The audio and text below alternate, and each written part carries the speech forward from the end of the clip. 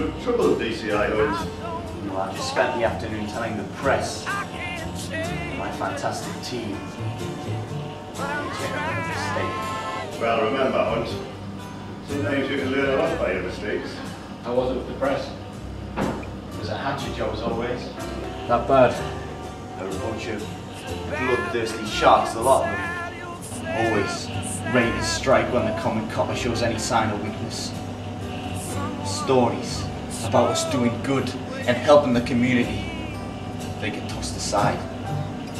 Whilst the mistakes and downfalls, they're printed for all to see. I try my best, Sam. I have to.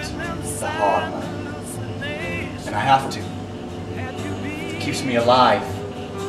But most importantly, it keeps this city, which I love, safe. Keeps scumbags off the streets and makes it secure for my gran and her dog to walk around at night. Do I ever get any praise? Do I ever get a well done, Gene, from those above me? Do I ever get a pat on the back the way I do my job? No go. Or a dime beans you and me, son. Right. I want no word of this to Ray or Chris. I can't be seen as some sort of pansy. Not a word, Gov. Speaking of Morgan Wise, where are they? Ray's outside, trying to chat to a blonde woman. I bet she has big Oh, sorry, Vicar. Suppose you never looked at a woman. Alright, Raymond, no. Here you were doing a bit of interrogation. How'd you get on? Alright. What do you mean by alright? Just let them go. Alright, Chris. Don't make me sound like a complete div. Alright then. What information did you get regarding our guest? His name's Billy Granger. There's no previous regular boss. Took that with that and his wife. 2 days before I found Janet. How did you find that out? But with Mrs. Crackenberg. Got a date with her next Saturday. You got a date with a murder suspect's wife? Yeah. Well struck when the hand's hot, that's what I always say. You're unbelievable. You'd have done the same if you'd seen her boss fit as the butcher's dog. If we could get back on track, please.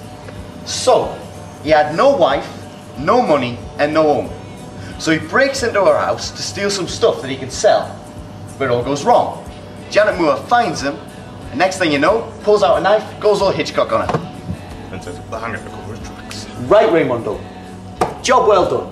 Can you hear that, boys? Yeah, what? Go. That's the sound of this case being closed. We'll charge Mr. Granger in the morning. Is that it? How about you think about what you're saying here? If he did go into the house to steal something, why wouldn't he steal anything after the murder? He was scared. He just killed someone. It would show that someone had been there. I don't know. Maybe he just didn't like her taste. If he was scared, why would he stay at the house? Oh, you Sherlock Holmes of an arsehole. Why'd you have to complicate everything?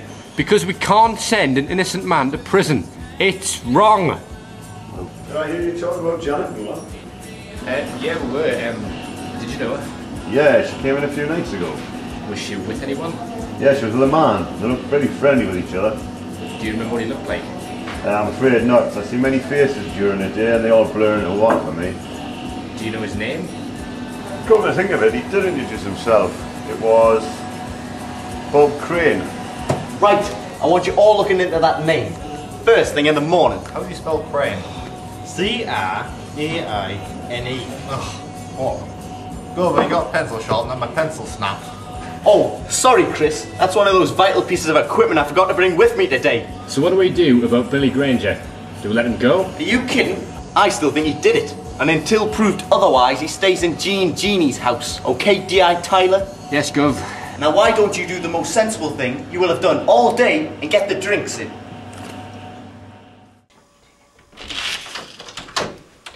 Morning, Gov. Interesting reading? Yeah, actually. It's about our cock-up yesterday. And also about the fact that I can't do my job properly. Sorry about that, Gene. It's alright. Used to it by now. So, Sammy boy, any news on the name Bob Crane? I'm afraid not, Gov. It's a dead end. There's no one by that name currently living in the city. So, are you ready to swallow your pride and admit that I was right? Or do you want to continue your search for the invisible man? I just don't think Billy Granger was capable of murder. Well, I didn't think that Chris could become a copper. But he is. Life's full of surprises, Sam. One day, you could be one sort of person. And the next day, you can be another. Or live in one time and wake up in another. Precisely. So I want you to go and charge Billy Granger for murder. You wanted to see me, sir? Yeah, I fancy a cup of tea, love. So maybe you can trot along, get me one, and also find me some pink wafers. Alright, yes, sir. Wait, Annie. Yes, dear Taylor? You've seen the profile of Billy Granger. Would you say he had the tendencies of a calculating murderer? Are you that desperate to prove me wrong? Asking the station skirt for advice? Just ignore him, Annie. Answer the question. I would say he was a desperate man, but not desperate enough to kill. More desperate to stay alive and win the things back that he's lost. You say he was hiding in the victim's house? Yeah, which makes him guilty. No, Gov. I mean, so it shows that he was surviving. He wasn't just hiding from the police. He was taking shelter, finding a place to rest. Then all you showed up. He panicked and started to run. Well, that's only my opinion. So what do you think, Gov? I think you should go and charge Goldilocks for murder. But Gov! Now! Yes, Gov. Oh, and Sam, take this rubbish with you. Use it for toilet paper. Brian Cove. That sounds familiar. Yeah, he's been writing about me for years. Loves to see me fail. Doesn't believe I should still have a job. Stupid git. Mind you, you think that someone who spends half his life taking the piss out of you would know how to spell your name correctly.